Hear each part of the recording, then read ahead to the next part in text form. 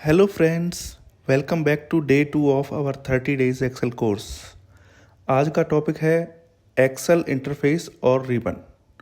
Excel को समझने का पहला स्टेप है उसके इंटरफेस को अच्छे से समझना, क्योंकि बिना इंटरफेस समझे हम एफिशिएंटली काम नहीं कर सकते। जब आप एक्सेल खोलते हैं तो सबसे पहले क्या दिखता है, चलिए उसे डिटेल्स में देखते हैं। सबसे पहले आपको सबसे टॉप पर दिखता है टाइटल बार। स्क्रीन के सबसे ऊपर होता है, यहाँ आपकी फाइल का नाम होता है, जैसे बुक 1, या अगर आपने सेव कर दिया है तो फाइल का नाम शो करेगा। नंबर 2 होता है क्विक एक्सेस टूल बार। ये टाइटल बार के बिल्कुल नीचे होता है। इसमें आपको कुछ कॉमन कमांड्स मिलती हैं, जैसे सेव, अंडो, रीडो। आप इसमें अपने फेवरेट टूल्स भी ऐड कर सकते हो, जिससे कि आप आसानी से उनका क्विक एक्सेस ले पाओ। तीसरा है रिबन। ये एक्सेल का मेन कंट्रोल सेंटर है।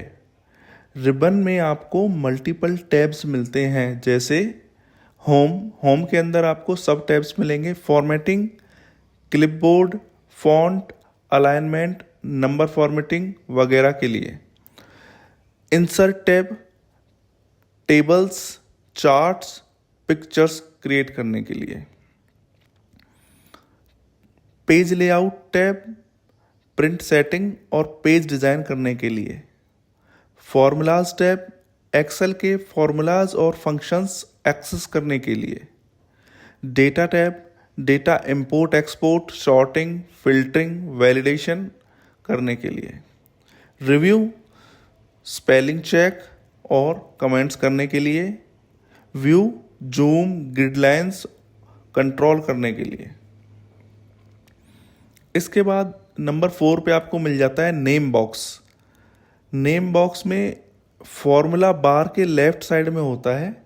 ये आपको बताता है कि आप कौन सा सेल सेलेक्ट किए हो, जैसे A1, B2 etc। मतलब जो सेल का एड्रेस है वो नेम बॉक्स में आपको दिखता रहता है। 5वां है फॉर्मूला बार। यहाँ आप फॉर्मूलाज लिख सकते हो या डायरेक्टली सेल का डेटा देख सकते हो। जो भी आप सेल में टाइप करते हो वो सब फॉर्मूला बार में दिखता रहता है। और जब यहाँ आप फॉर्मूला लगाते हो तो फॉर्मूला इधर दिखेगा और आउटपुट जो है वो सेल में दिखनी शुरू हो जाती है। वर्कशीट एरिया, ये सबसे बड़ा एरिया होता है जहाँ रोज और कॉलम्स होते हैं। यहाँ आप डेटा एंटर करते हैं। बेसिकली ये कॉलम्स और रोज का ग्रिड है। 7वां स्टेटस बार, स्क्रीन के बिल्कुल नीचे होता है। ये आपको हेल्पफुल इन्फो देता रहता है, जैसे आपने कोई फॉर्मूला लगाया हो तो उसका average, count, sum of selected cells देगा। जैसे आप कुछ लिखोगे, आप उसे सिलेक्ट करोगे तो नीचे आपको दिखाई देगा कि इसका सम कितना है, काउंट कितना है और एवरेज क्या आ रहा है। एक इम्पोर्टेंट टिप, अगर आपको कभी रिबन हाइड या शो करना हो तो रिबन के राइट साइड में एरो पे क्लिक करके उसे टॉगल कर सकते हो, यानी उसे छिपा सकते हो, शो कर सकते हो। Common mistake to avoid for beginners, कई लोग गलती से फॉर्मूला बार या रिबन को हाइड कर देते हैं और फिर ढूंढते रहते हैं। इसलिए ध्यान रखो कि व्यू टैब में ribbon option, show tabs and command selected हो। होम टैब के कुछ यूजफुल फंक्शंस की अभी बात कर लेते हैं। इसी तरीके से हम बाकी जो टैब्स के ऑप्शंस हैं उनकी भी बात अगले वीडियो में करेंगे। होम टैब के जो सबसे यूजफुल फीचर्स हैं उसमें से एक है क्लिपबोर्ड, जहां आपका कट, कॉपी, पेस्ट का ऑप्शन मिल जाता है। दूसरा है फॉन्ट, जहां से आप फॉन्ट को bold, italic, underline, font size, font colour या फॉन्ट चूज कर सकते हैं। तीसरा है अलाइनमेंट, टेक्स्ट को centre, left, right, up, down, mid जो करना होता है वो अलाइनमेंट सेक्शन के थ्रू हम करते हैं। चौथा आता है नंबर, इसमें आपको currency, percentage, date format etcetera etcetera set करने को मिलता है।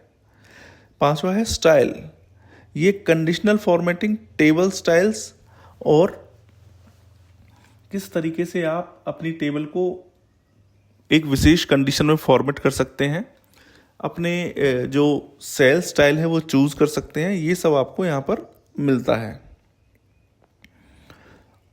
एक और वेरी इम्पोर्टेंट जो सेक्शन होता है वो होता है एडिटिंग होम टैब में। वो जनरली कई बार आपके एक्सेल में दिखेगा भी और नहीं भी दिखेगा, क्योंकि ये बेस करता है आप कौन सा वर्जन माइक्रोसॉफ्ट ऑफिस का एक्सेल का यूज़ कर रहे हो।